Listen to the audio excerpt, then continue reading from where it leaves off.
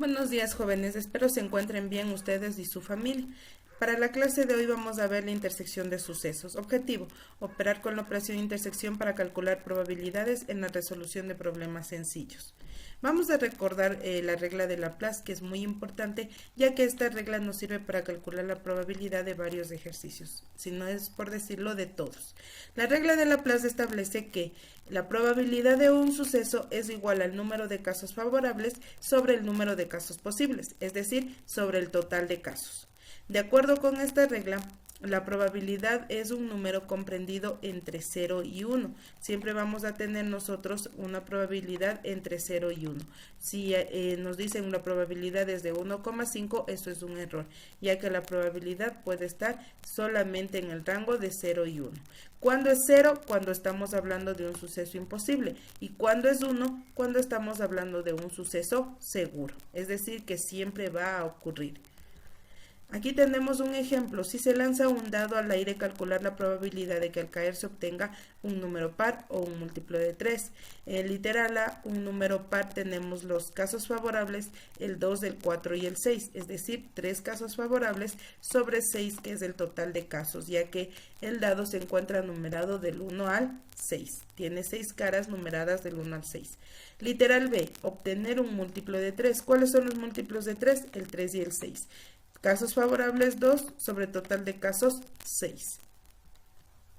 La intersección de sucesos. Se considera que A y B son sucesos independientes y la probabilidad de que ocurra A no afecta a la probabilidad de que ocurra B. La probabilidad de que ocurran dos sucesos independientes simultáneamente se denota como la probabilidad de A intersección B es igual a la probabilidad de A por la probabilidad de B. Recuerden que cuando nosotros hablábamos de unión, hablábamos que es la probabilidad de A más la probabilidad de B. Cuando hablamos de intersección, estamos hablando de la multiplicación, probabilidad de A por la probabilidad de B. Un ejemplo: determina la probabilidad de obtener cara y de obtener un número par en el lanzamiento simultáneo de una moneda y un dado. En este caso, la probabilidad de obtener cara es 1 de 2. ¿Por qué? Porque la moneda tiene dos lados. En la una está cara y en la otra está sello. Es decir, total de casos 2. Y casos favorables me dijo que la probabilidad de obtener cara. Casos favorables 1. Y luego, en el lanzamiento del dado dice la probabilidad de obtener un número par. Recuerden que en el dado tenemos las caras numeradas del 1 al 6. En el dado, el espacio muestral son las caras numeradas del 1 al 6.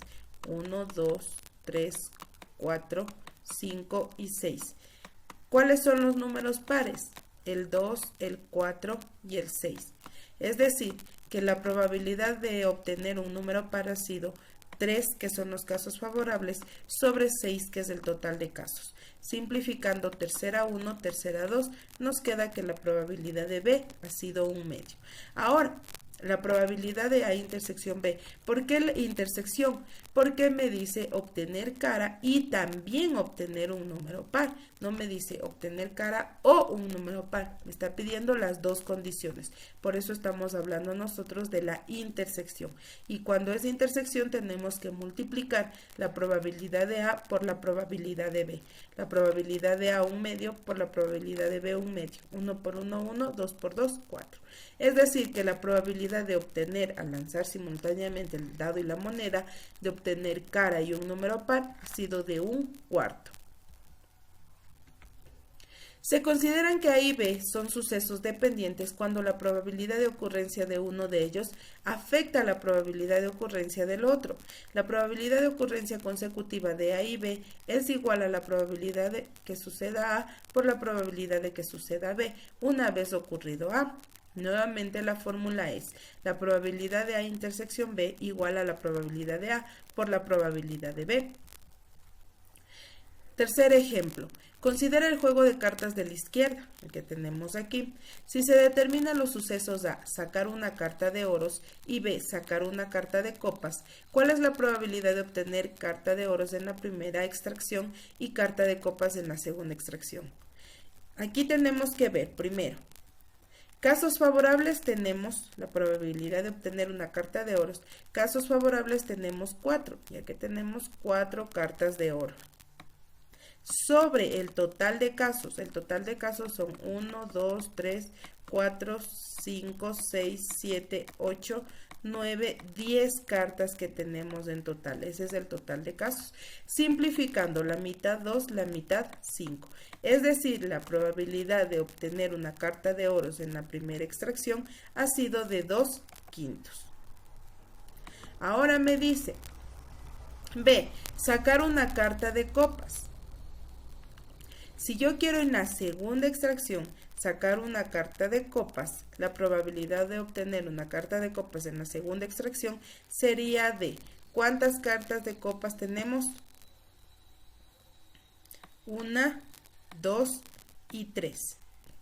Pero aquí hay algo muy importante, que yo ya saqué una carta de oros en la primera extracción, es decir, que el total de casos ya no va a ser 10 como hace un momento, sino van a ser las cartas que me queden. En este caso me quedan 9 cartas porque en la primera extracción yo ya saqué la carta de oros y no repuse esa carta, entonces ahora ya solo me quedaban 9 cartas. Por eso la probabilidad de extraer una carta de copas en la segunda extracción es de 3/9. Simplificando, tenemos que la tercera 1, la tercera 3, la probabilidad de B es igual a 1/3. Ahora, la probabilidad de que de ocurrencia sucesiva de los eventos A y B ha sido la probabilidad de A por la probabilidad de B, es decir, 2/5 por 1/3. 2 por 1, 2, 5 por 3, 15. La probabilidad de ocurrencia sucesiva de los eventos A y B ha sido de 2/15. Vamos a ver aquí otro ejemplo. Dice, la baraja inglesa se compone de 52 cartas. Es la baraja que nosotros conocemos. Distribuidas así. 13 corazones, 13 diamantes, 13 tréboles y 13 picas. De la baraja se extraen 2 cartas con reposición. Hay algo muy importante. Yo saqué una carta, pero la vuelvo a poner, como es con reposición. Es decir, se extrae una carta, se retorna a la baraja y luego se extrae una segunda carta. Calcula la probabilidad de que la primera carta que se extraiga sea corazón y que la segunda sea diamante. Ahora, nosotros tenemos que calcular la probabilidad de que la primera carta que se extraiga sea corazón, es decir, 13, porque en casos favorables tenemos 13 corazones. Y total de casos, que es 52, que es el total de cartas que tenemos en la baraja. La probabilidad de B, como dice que si repongo, entonces la probabilidad de B es obtener una carta de diamante. Tenemos 13 diamantes y total de cartas 52. ¿Por qué hago sobre el mismo total? Porque yo saco una baraja pero la repongo, es decir, la devuelvo a la baraja. Por eso es que aquí yo no disminuí el total. Ahora, la probabilidad de A intersección B, ¿qué tengo que hacer? Tengo que multiplicar la probabilidad de A por la probabilidad de B. ¿Sí? Porque me está pidiendo la probabilidad de que extraiga una carta, ¿sí?, en la primera sea corazón y la segunda sea diamante. Entonces tengo que multiplicar 13 sobre 52 por 13 sobre 52. Y eso me da igual a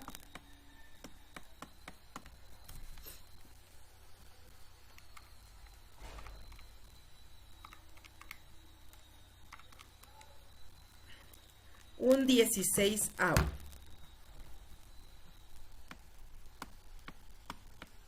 Es decir, que existe la probabilidad de 1/16 de sacar en la primera una carta de corazón y en la segunda una carta de diamante. Ten en cuenta el espacio muestral del experimento, lanzar 2 monedas de igual denominación pero de diferente color. Por ejemplo, si esta puede ser amarilla y la otra puede ser blanca. Amarilla, blanca, amarilla, blanca y acá amarilla, blanca.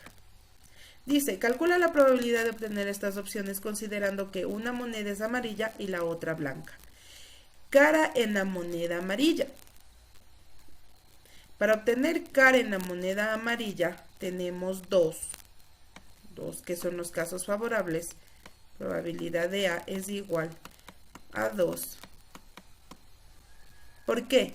Porque si yo lanzo dos monedas, tengo la probabilidad de obtener dos, que tengo aquí dos caras, dos opciones de obtener cara amarilla en la primera moneda, cara en la moneda amarilla.